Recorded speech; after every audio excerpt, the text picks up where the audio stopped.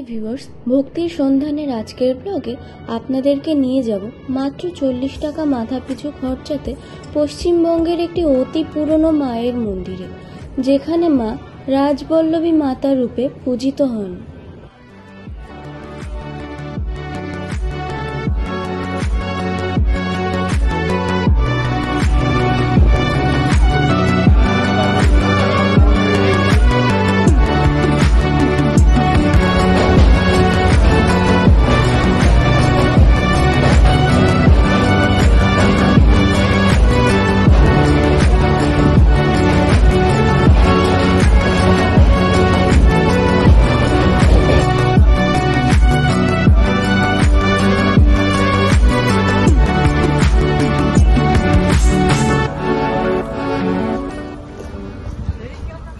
এসে পড়েছি eastern railway Howrah শাখার বালি স্টেশনে।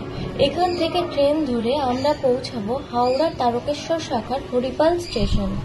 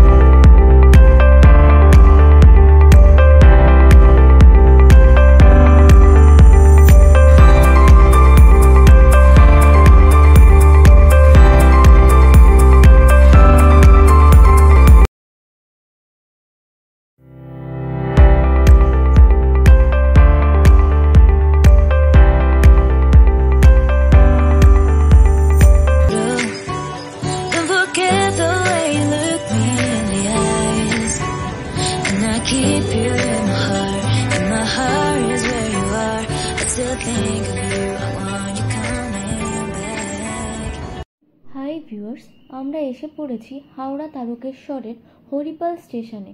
এখান থেকে আমরা টেকার ধরে অথবা আপনারা যদি যান তো বাসে করেও পৌঁছে যেতে পারেন রাজবল্লভী মায়ের মন্দির রাজবলহাট নামক স্থানে।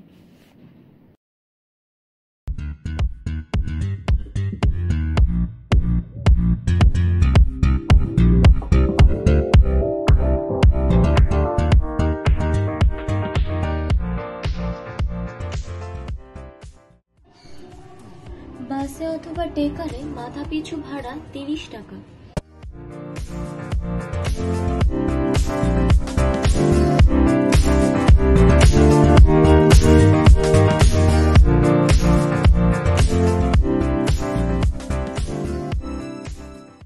আমরা এসে গেছি রাজবল্লভী মায়ের মন্দিরে। আমার ঠিক পিছনেই মায়ের মন্দিরের মুখ্য দ্বার। তবে আসুন মন্দিরে প্রবেশ করি।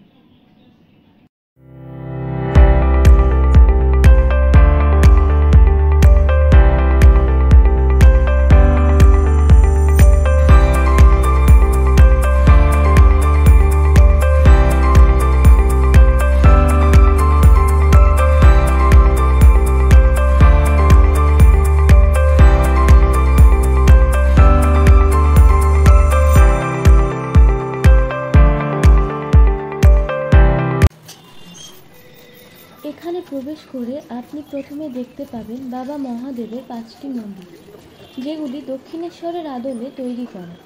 তবে দক্ষিণেশ্বরের থেকেও বহু পুরনো এই মন্দিরগুলি বহু আগে প্রতিষ্ঠা করা হয়েছিল। তবে আসুন পুরোহিত মশাইয়ের কাছ থেকে আমরা মায়ের মন্দিরের অজানা তথ্যগুলি জেনে নিই। অন্তর্গত দামোদর পূর্ব তীরে গভীর বনে আচ্ছন্ন একটি গ্রাম ছিল রাজপুর। ভাগ্যী সর্দার শনিভাঙর এই অনার্য বংশের শেষ রাজা। শনিভাঙরের মৃত্যুর পর রাজা হইলেন চতুরানন নিয়োগী। চতুরাননের একমাত্র কন্যা সন্তান তারাসুন্দরী। এই তারাসুন্দরীকে বিবাহ দেওয়ার জন্য নদিয়ার পুলিয়া হইতে গোপাল মুখোপাধ্যায়ের নাতি মদন মুখোপাধ্যায়ের পুত্র সাধারণানন্দ মুখোপাধ্যায়কে নিয়ে এলে এসে তারাসুন্দরীর সঙ্গে বিবাহ হল। অল্প কিছুকাল পরে রাজা সদানন্দ মুখোপাধ্যায়ের ওপর রাজ্যভার ছেড়ে দিলেন। রাজা সদানন্দ মুখোপাধ্যায় রাজা হওয়ার পরে রায় উপাধি গ্রহণ করে। এটা একটা বনে বনালা অঞ্চল ছিল এবং শ্মশান ছিল এই রাজপুর গ্রামে। রাজা সদানন্দ মুখোপাধ্যায় বিভিন্ন সময় পশু এবং পাখি শিকার করতে বের হতো। একদিন অনেক পশু এবং পাখি শিকার করেছে, সন্ধ্যা প্রায় হয় তিনি ক্লান্ত হয়েছিলেন, হয়ে এই শ্মশানের কাছে বিশ্রাম নিচ্ছিলেন। তিনি হঠাৎ ঈশ্বরের শরণাপন্ন হলেন যে আমি ব্রাহ্মণ ঘরে জন্মগ্রহণ করেছি, আর এইসব পশু পাখি শিকার করবো, পৃথিবীতে এমন কি কেউ নেই যে আমাকে একটা সত্যের পথ দেখাবে। তখন এক কাপালিকের সঙ্গে এখানে ডাকা হয়, যার নাম ছিল রাম রাঘব ভট্টাচার্য। এই কাপালিক বললেন, এই শ্মশান খুব পবিত্র শ্মশান, আপনি এখানে সব সাধনা করুন, মা আপনাকে পথ দেখাবে। রাজা সদানন্দ মুখোপাধ্যায় সব সাধনা শুরু করছে। সব সাধনা করে মা ওনাকে দেখা দিন। মা বললেন, আমি এখানে প্রতিষ্ঠা পেতে চাই, তুমি আমাকে প্রতিষ্ঠা করো। তখন সদানন্দ প্রশ্ন করলেন, মা আমি কী প্রথমত প্রতিষ্ঠা করব? তখন মা বিস্তারিতভাবে জানালেন, নারী শরীর হইতে বড় আকারে নারী মূর্তি, দ্বিভুজা, সর্বত হাস্য মুখমণ্ডল, কি নয়ন, এক ভৈরবের মাথায় পা থাকবে দক্ষিণ পাশ, আর এক পা থাকবে ভৈরবের বুকে। দক্ষিণ হস্তে থাকবে তীক্ষ্ণ ছুরি, আর বাম হস্তে থাকবে রুদ্র পাত্র, গলায় মুন্ডমালা, কোমরে হস্তবন্ধ। এই রূপ চিন্তা করে আমাকে প্রতিষ্ঠা করো।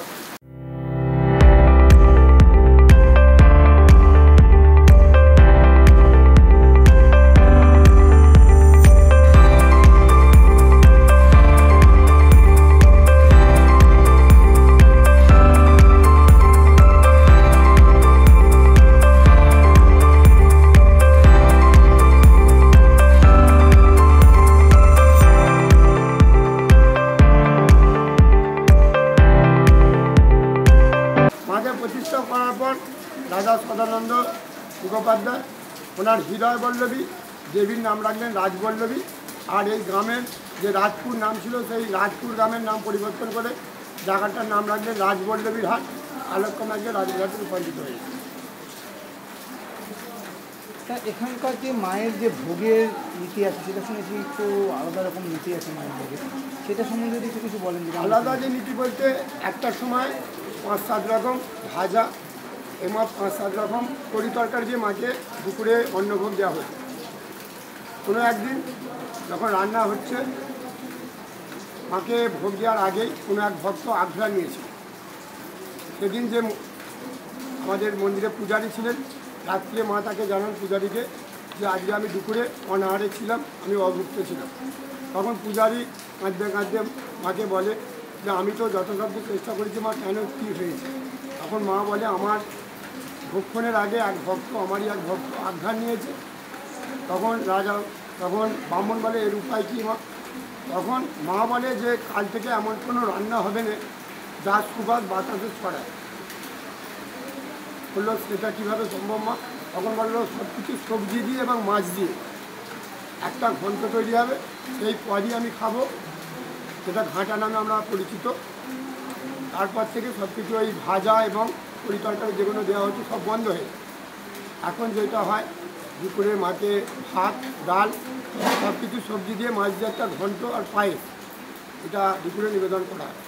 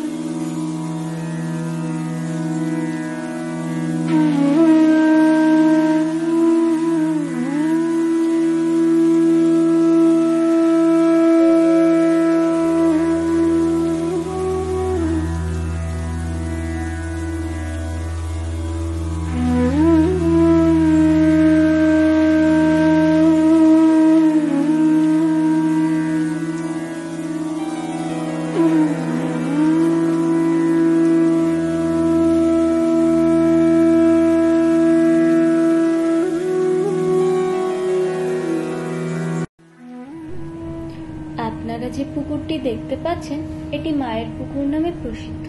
কথিত আছে প্রতিদিন রাতে মা এখানে স্নান করতে আসেন।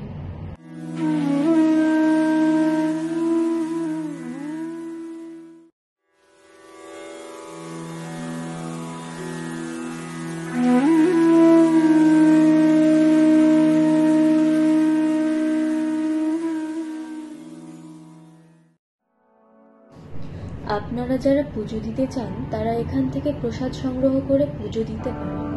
এখানে এই দাদা ভাইয়ের দোকান রয়েছে। দোকানের নাম আশীর্বাদ মিষ্টান্ন ভান্ডার। দাদা ভাইয়ের ভালো নাম একটু জানতে পারি কি? আমার নাম অরিত্য ঘোষ। এখানে পুজোর ডালা কিরকম কিরকম দামের আছে একটু বলবেন? যে 50 আছে, 100 আছে, 150 আছে। তোমাকে শাড়ি দিয়ে পুজো দিলে পরানোর জন্য 1 সপ্তাহ আগে ফোন করলে আমার শাড়িটা পরিয়ে দেওয়ার ব্যবস্থা হবে।